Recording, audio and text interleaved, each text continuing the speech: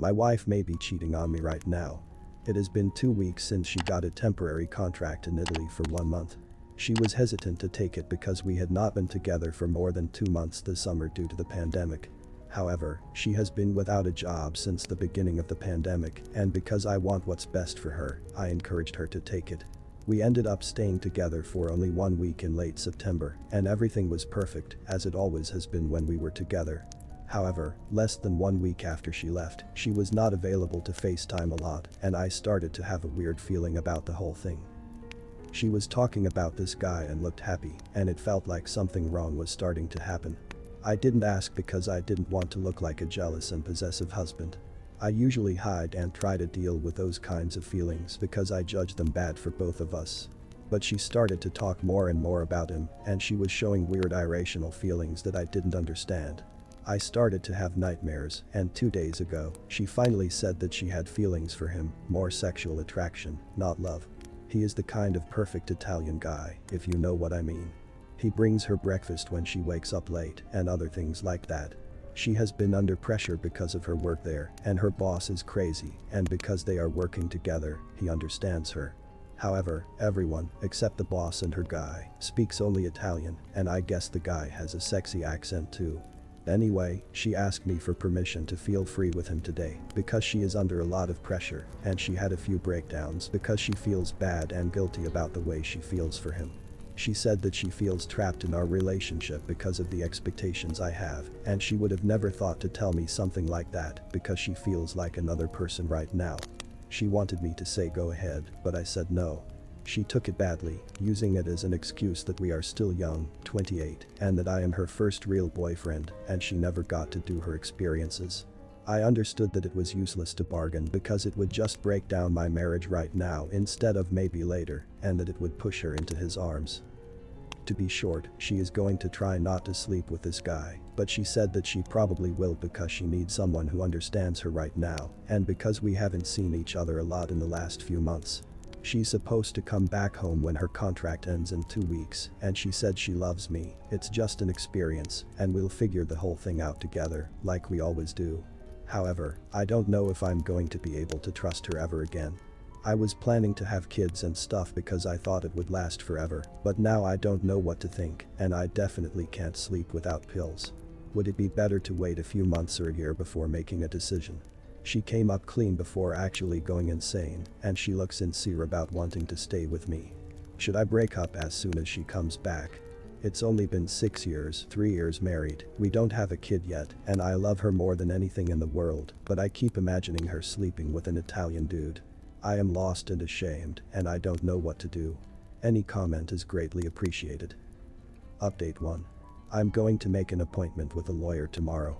I think I have been pretending that the whole thing isn't real, and it's also why I didn't contact my family or friends. I'm going to do that tonight. Today, I cleaned the apartment of all of our pictures. I couldn't bear to see us so happy together in so many different circumstances. Now I have to accept it and make it real by my action. It is just so hard, mate. It was perfect for 6 years, and in a couple of days, my whole world is upside down. I just want to stay in the illusion that things are going to work out, that as soon as she comes home, everything will be like before. I know it's false and I know I'm lying to myself, but I wish I could close my eyes and keep dreaming, because right now my heaven has turned into hell. For the first time in my life, I was happy. She was a serious person with moral values, and she always judged other people for their behavior. And after all this time, she asked to cheat on me. How could she possibly be the same person I married? I thought about every excuse and tried to justify the way she is acting in 1,000 different ways. Maybe he is drugging her, maybe it's the stress bipolarity, the problems she had in her childhood. I just wanted to hide the truth because the truth sounds so fake that I still cannot believe it. I read all the messages here saying to divorce, and at first, I was surprised. I was expecting people to try to take her side and explain to me that sometimes in a relationship, crap happens. I still don't understand the situation I am in, but I know what I have to do now. But God, just why? I always tried to be the best husband. It felt like my responsibility, like my first meaning in life. Right now, I feel guilty, even if I know that I did my best. I had a project that week, and I was not as available as usual. She was so stressed and so emotional, it was hard on me too. But that's why she spent time with the guy. Maybe it's why her feelings appeared. I don't know, man. I'm just broken inside. I just can't believe it. Not her, not us. When we FaceTimed and she told me the truth about how she wanted to screw him, I stayed calm. I didn't want to break those 6 years like that. I thought, what we have is so precious. I didn't want to be impulsive. So I tried to make her understand what she was saying. I tried to avoid pushing her into his arms. But now I know that even if they didn't sleep together in the end, even if she keeps apologizing and even if she will be saying that she still loves me, and that the whole story was a stupid mistake, that it will never happen again, and that our future still exists, I have to do it. I have to get a divorce. Update 2 months later. Divorce in process. It's a hard time right now. I have a lot of projects to finish and I do not have a lot of time. I am doing okay, I'm not in deep depression or dealing with it badly. Most of the pain was to realize that the person I married was not the person I thought she was. I believe that people change. I also believe that at any time, you can be a totally different person and not recognize yourself. I am stronger than I thought I was. I thought she was everything, and I never thought I could get out of that marriage, to be totally honest. As some of you noticed, but to be betrayed like that from the person I thought I knew, that was an interesting experience. I'm going to talk a little bit about my process, maybe it can help someone. I read a lot of philosophy. Nietzsche, Sartre, Epictet, Marcus Aurelius, etc., and some psychology, like real stuff. Carl Jung mainly, but Freud helped me as well. I had the chance to be educated, so that helped me to understand myself and what was happening.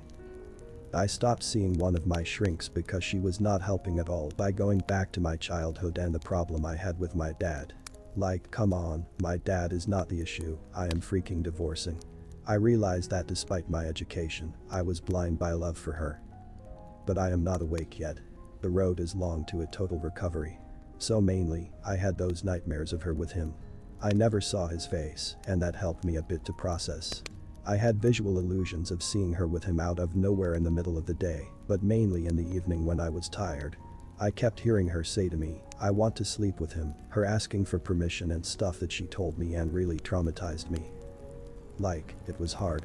I had a psychosis moment and I thought she was actually there beside me, but I took some heavy medication, lorazepam.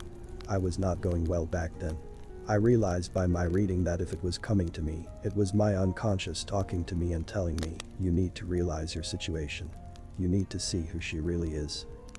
I stopped fighting against myself because I was the cause of all that. She did what she did, but it was me torturing myself with that.